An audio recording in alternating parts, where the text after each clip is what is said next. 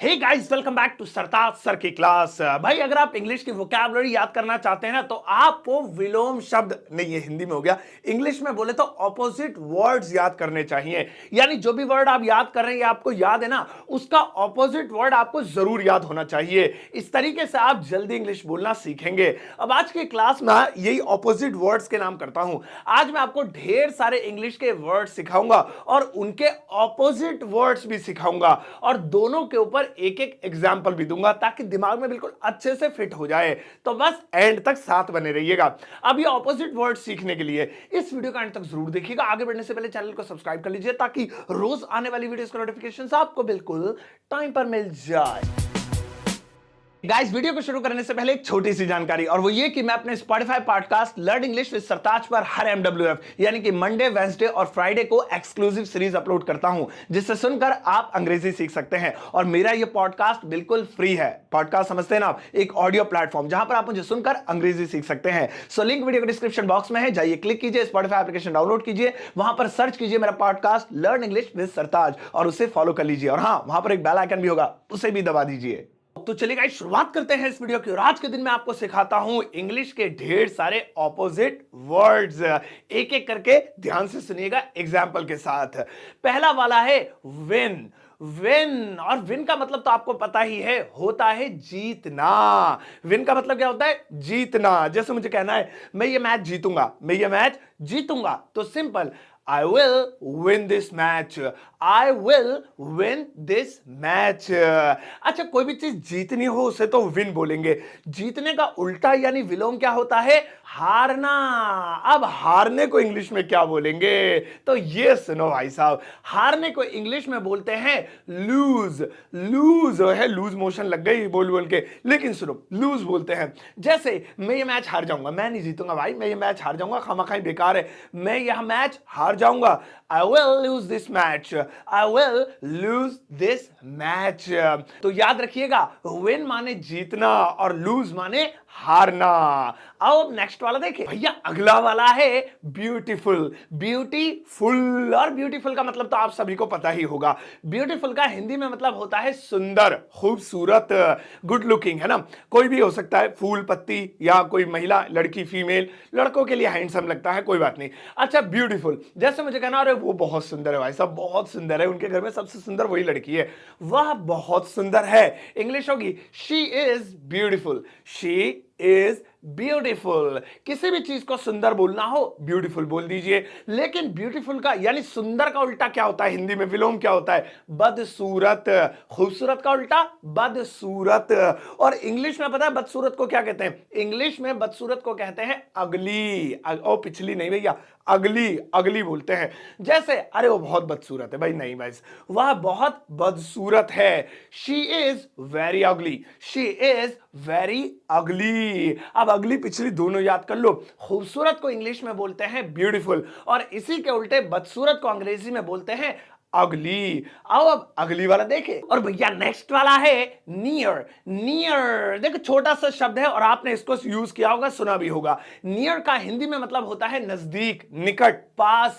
कोई चीज पास में होती है ना, ये हमारे घर के पास है, वो हमारे घर के पास है, अरे दूध की डेयरी तो घर के पास में है बिल्कुल, तो इंग्लिश में उसके लिए नियर लगाते हैं। नियर। जैसे कि मुझे कहना है अरे स्कूल बहुत पास में है यार, बहुत पास है स्कूल, पर यूं सुबह उठता हूं, बिना मुंह धोए निकल जाता हूं, वहीं ब्रश करता हूं स्कूल में। स्कूल बहुत पास है तो हम कहेंगे school is too near. School is too near, यानी कि टू माने बहुत, नियर पास हो गया। अब पास का हो गया नियर, लेकिन पास का उल्टा ऑपोजिट विलोम क्या होता है? दूर। पास का दूर हो जाएगा। दूर को इंग्लिश में क्या कहेंगे? तो दूर को इंग्लिश में कहेंगे फॉर। फॉर। जैसे मुझे कहना है अरे स्कूल बहुत दूर है भाई साहब, पास में नहीं है, बहुत दूर है स्कूल। तो अभी तो स्कूल पास था, अब हो गया स्कूल बहुत दूर है, तो इंग्लिश होगी school is too far. School is too far. तो इस तरह से भाई साहब याद रखना, बढ़िया चीज है ये। सही है। आओ अब नेक्स्ट वाला देखें। और भैया नेक्स्ट वाला है मैनी। मैनी ये भी काफी ज्यादा यूज होता है हमारी डेली लाइफ में और इंग्लिश स्पीकिंग में। मैनी का हिंदी में मतलब होता है बहुत। अब जैसे कहते हैं ना, मेरे पास बहुत सारी शर्ट है, मेरे पास बहुत पैसा है, अरे मेरे पास बहुत कारें हैं, मेरे पास बहुत कैमरे हैं। तो ये बहुत के लिए, काउंटेबल आइटम्स के लिए मैनी लगाते हैं हम लोग। मैनी जैसे मुझे कहना मेरे पास बहुत शर्ट है यार, मेरे पास बहुत शर्टें ही शर्टें भरी पड़ी है, फिर भी टी शर्ट पहन के आता हूं। मेरे पास बहुत शर्टें हैं, तो मैं इंग्लिश में कहूंगा I have many shirts. I have many shirts। लेकिन अब बहुत का उल्टा क्या होगा? बहुत का उल्टा हो जाएगा कुछ। कम हो गई, अब पहले बहुत सारी थी, अब कुछ हो गई। कुछ, और कुछ के लिए अंग्रेजी में लगाते हैं few। few, जी हाँ, few माने कुछ। अब जैसे मैं कहूं मेरे पास बहुत शर्ट हैं तो मैनी हो गया, लेकिन मेरे पास कुछ ही शर्ट है भाई साहब, ज्यादा नहीं है, मेरे पास कुछ शर्ट्स हैं। I have few shirts, I have few shirts. तो इस तरह से बहुत, इसके लिए इंग्लिश में मैनी। और इसी का ठीक उल्टा थोड़े से, थोड़ा सा, थोड़ी सी, फ्यू। तो ये दोनों भी याद रखना। आओ अब अगला वाला देखें। और भैया नेक्स्ट वाला है फॉलो। फॉलो, आप फॉलो भी सुना होगा आपने। वैसे फॉलो से याद आया, प्लीज मुझे इंस्टाग्राम पे फॉलो जरूर कर लेना, फेसबुक पे फॉलो कर लेना, और यूट्यूब पे मेरी वीडियो देख लेना, सब्सक्राइब कर लेना, और नीचे लाइक का बटन दबा देना। चलो खैर, अब मतलब की बात हो गई। तो हम बात कर रहे थे फॉलो की।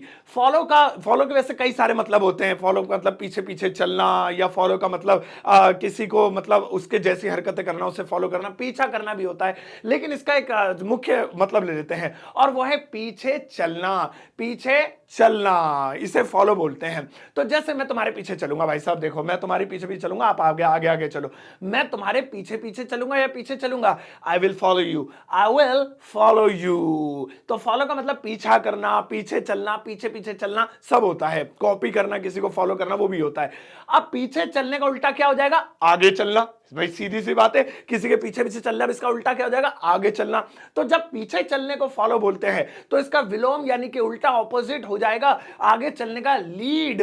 लीड, अभी कह रहा था मैं तुम्हारे पीछे पीछे चलूंगा, अब लीड करेगा ये। मैं तुम्हारे आगे आगे चलूंगा, मेरे पीछे पीछे चलो सारे, मैं चलूंगा नेता बन के आगे, मैं आगे आगे चलूंगा। I lead you, I will lead you, यानी कि मैं आप लोगों को लीड करूंगा, लीडर बनूंगा। ये लीडर शब्द भी लीड से ही निकला है। तो इस तरह से आगे आगे चलना लीड, और उसी का उल्टा पीछे पीछे चलना फॉलो। दोनों याद कर लिए। आओ अब अगला वाला देखें। और भैया नेक्स्ट वाला है अलाउ। अलाउ, अब अलाउ भी आपने खूब सुना होगा, मुझे ये अलाउ कर रहे हैं, पुलिस अलाउ नहीं कर रही है घुसना। अलाउ की हिंदी होती है आज्ञा देना, बोले तो अनुमति देना, किसी को कोई काम करने के लिए परमिशन दे देना, अलाउ करना, ये अलाउ होता है। जैसे मैं कहूंगा अरे वो मुझे एक आइसक्रीम खाने के लिए अनुमति दे देगा यार, टेंशन मत ले, मैं खा लूंगा आइसक्रीम। वह मुझे आइसक्रीम खाने की अनुमति दे देगा, स्वीकृति दे देगा, आज्ञा दे देगा। मेरी इंग्लिश से ज्यादा तो हिंदी अच्छी है यार। चलो, वह मुझे आइसक्रीम खाने की, हिम क्रीम, आइसक्रीम, चलो नहीं, हाँ, तो आइसक्रीम खाने की अनुमति दे देगा। He will allow me to eat the ice cream। He will allow me, वो मुझे अलाउ कर देगा, किस लिए? To eat the ice cream, ice cream खाने के लिए। अब किसी चीज को अनुमति दे दी तो अलाउ हो गया। अब इसका उल्टा आ जाओ, अनुमति देना अलाउ, लेकिन अनुमति ना देने का मतलब अनुमति देने का उल्टा क्या हो जाएगा? मना करना। भाई किसी को आप अनुमति दे रहे तो उसका उल्टा क्या होगा? विलोम क्या होगा? मना करना। तो जैसे अनुमति देने की इंग्लिश अलाउ होती है, मना करने की इंग्लिश होती है फॉरबिड। फॉरबिड, फॉरबिड बोलते हैं इसे। जैसे अरे वो मुझे आइसक्रीम खाने के लिए मना कर देगा यार, बोल देगा तुम्हें जुकाम हो रहा है मत खाओ, फिर तुम नाक बहाते फिरोगे पूरे घर में। वह मुझे आइसक्रीम खाने के लिए मना कर देगा। He will forbid me to eat the ice cream। He will forbid me, वह मुझे forbid कर देगा, मना कर देगा, to eat the ice cream, ice cream खाने के लिए। तो इस तरह से आप दोनों याद रखिएगा, अनुमति देना अलाउ, उसका उल्टा मना कर देना फॉरबिड। आओ अब नेक्स्ट वाला देखिए। और भैया नेक्स्ट वाला है फ्रेश। फ्रेश, आए हाय हाय, फ्रेश हो गया हूं मैं बिल्कुल अभी। तो फ्रेश, पता है इंडिया में फ्रेश बोलते हैं पॉटी करके आने को, फ्रेश हो गया हूं मैं। इंग्लिश की भी वाट लगा रखी है। चलो खैर वो अलग चीज है। तो फ्रेश, अब फ्रेश का हिंदी में मतलब होता है ताजा, ताजी, ताजे, फ्रेश सब्जियां है जी, फ्रेश वातावरण है जी, फ्रेश रोटियां हैं। तो फ्रेश मतलब ताजा। जैसे मुझे कहना अरे ये खाना ताजा है, अब ये भी बना है, खा लो भाई साहब, ताजा ताजा खाना, गरम गरम, यह खाना ताजा है। This food is fresh, this food is fresh, या द फूड भी कर सकते हैं, द फूड इज फ्रेश। अब ताजा तो हो गया फ्रेश, तो इसका उल्टा क्या होगा? विलोम क्या होगा ताजे का? बासी। बासी, है ना, बासी। ये देखो यहां लोग ढूंढते रहते हैं कि बासी को क्या बोले, बासी को क्या बोले, आ गया। तो ताजे को जैसे बोलेंगे फ्रेश, बासी को इंग्लिश में बोलेंगे स्टेल, स्टेल। अब यही खाने वाले ले लेते हैं, ये खाना बासी है, यह खाना बासी है, तो इसे इंग्लिश में बोलेंगे this food is stale, this food is stale. इस तरह से बनाओ, ये दूध बासी है, द मिल्क इज स्टेल। अरे यार ये ब्रेड ले आया, तुम कहां से लिया, बासी ब्रेड है, द ब्रेड इज स्टेल। तो इस तरह से, तो ताजा फ्रेश, बासी स्टेल। आओ अब नेक्स्ट वाला देखिए, और भैया नेक्स्ट वाला है हाई। हाई वैसे इसे जरा सी ब्रिटिश इंग्लिश में हाई ऐसे बोलते हैं, हाई। मैं तो इंडियन इंग्लिश बोल रहा हूं ना, हाई। मेरी प्रोनाउंसिएशन को फॉलो मत करना, मैं इंडियन वाली बोलता हूं, तो इसलिए प्लीज ध्यान देना। तो हाई, अब हाई का मतलब होता है, वैसे तो बहुत सारे इसके भी मतलब होते हैं, लेकिन एक मेन मतलब होता है ऊंचा। ऊंची चीज को, किसी भी ऊंची बिल्डिंग को, या कुछ भी ऊंचा, बिल्डिंग नहीं कुछ भी, तो उसे इंग्लिश में हाई बोलते हैं। जैसे मुझे कहना, ओहो ये पहाड़ तो बड़ा ऊंचा है यार, बहुत ऊंचा पहाड़ है, यह पहाड़ बहुत ऊंचा है, the mountain is very high. The mountain, ये जो माउंटेन है, ये जो पहाड़ है, इज वेरी हाई, ये बहुत ज्यादा ऊंचा है। अब ऊंचे का उल्टा क्या हो जाएगा, गहरा, नीचा। नीचा कह लो या गहरा, एक ही बात है, ठीक है ना। तो जितना ऊंचा होगा उतना ही गहरा भी होगा, उल्टा उसका। तो गहरा या नीचा, इसे इंग्लिश में कहेंगे डीप। डीप विलोम मिल गया। अब जैसे मुझे कहना, ये कुआं बहुत गहरा है, बहुत नीचा है यार, इसमें मत कूदना, डूब जाओगे। यह कुआं बहुत नीचा है या बहुत गहरा है, तो इसे इंग्लिश में बोलेंगे the well is very deep. The well, जो वेल मतलब कुआं, the well is very deep, ये कुआं बहुत नीचा है, बहुत गहरा है। तो ये दोनों वर्ड्स का जोड़ा याद रखना, हाई मतलब ऊंचा, डीप मतलब नीचा या गहरा। आओ अब नेक्स्ट वाला देखें, और भैया नेक्स्ट वाला है स्ट्रेट। स्ट्रेट है, मुंह से भी नहीं निकलता, इसे बोलते हुए तो जबड़ा भी सूज जाता है मेरा। स्ट्रेट, अब स्ट्रेट का मतलब क्या होता है, स्ट्रेट का मतलब आपने वैसे समझ गए होंगे, बता देता हूं। स्ट्रेट का हिंदी में मतलब होता है सीधा। जैसे बाल स्ट्रेट करा लेते हैं अपने, है ना, तो सीधे करा लिए, खड़े करा लेते, वो भी सीधे हो गए, स्ट्रेट हो गए। कोई गली है, सड़क है, या कोई भी चीज है, एकदम स्ट्रेट है, सीधे खड़े हो जाओ, स्टैंड स्ट्रेट। तो स्ट्रेट का मतलब होता है सीधा। जैसे मुझे कहना, ये रोड एकदम सीधा भाई साहब, बिल्कुल सीधा, इसमें कोई मोड़ ही नहीं है, सीधा सीधा पहुंच जाओ, गाजियाबाद निकल जाओगे। यह रोड एकदम सीधा है, the road is straight, the road is straight. तो ये तो हो गया स्ट्रेट है, ठीक है। अब सीधा सीधा का उल्टा क्या होगा, टेढ़ा मेढ़ा। भाई यही होगा ना, कोई चीज सीधी है तो टेढ़ी मेढ़ी। अब ये इसका विलोम हो गया। तो टेढ़े मेढ़े को अंग्रेजी में बोलते हैं जिगजैग। जिगजैग, वो याद आया, कैड आता था कोलगेट जिगजैग, तो वो टेढ़ा मेढ़ा ब्रश होता था ना, इसलिए उसका नाम जिगजैग था। चलो खैर वो अलग चीज है। तो जिगजैग, अभी हम कह रहे थे ये सड़क एकदम सीधी है, तो स्ट्रेट बोल दिया था। अरे भाई ये सड़क बड़ी टेढ़ी मेढ़ी है, समझ जाओ यार, इधर मोड़ इधर मोड़ इधर मोड़, गांठें लग जाती हैं बॉडी में। तो यह सड़क टेढ़ी मेढ़ी है, the road is zigzag, the road is zigzag. तो एकदम सीधा तो हो जाएगा स्ट्रेट, और टेढ़ा मेढ़ा तो जिगजैग। तो दोनों के ऑपोजिट वर्ड्स याद रखना। आओ अब नेक्स्ट वाला देखें, और भैया नेक्स्ट वाला है इंक्लूड। इंक्लूड, ये देखो, ये सुनकर तो बड़ा मजा आएगा और सीख कर भी मजा आएगा। इंक्लूड का हिंदी में मतलब होता है मिलाकर, यानी कोई चीज मिलाकर। भाई साहब आज इतने पैसे मिलाकर ये हुए, ये मिलाकर ये हुए। अरे एग्जांपल देता हूं, समझोगे। जैसे टैक्स मिलाकर 100 रुपए, भाई साहब 100 रुपए हुए हैं आपके, टैक्स मिलाकर 100 रुपए हुए हैं, तो इसे इंग्लिश में कहेंगे 100 रुपीज इंक्लूडिंग टैक्सेस, यानी सारे टैक्स मिलाकर, टैक्सेस एक से ज्यादा होगा ना, तो 100 रुपीज 100 रुपए हुए हैं, किसको मिलाकर, इंक्लूडिंग टैक्सेस। तो यहां पे इंक्लूड का यूज हो गया आईएनजी लगा के, क्योंकि मिलाकर।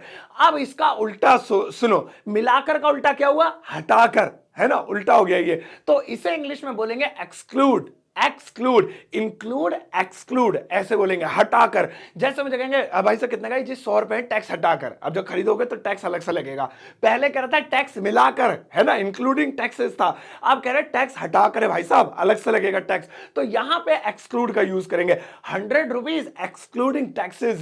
कितनी खतरनाक इंग्लिश है कि मुंह से भी निकालने के लिए बहुत जोर लगाना पड़ता है, ऑक्सीजन की सप्लाई ज्यादा बढ़ जाती है।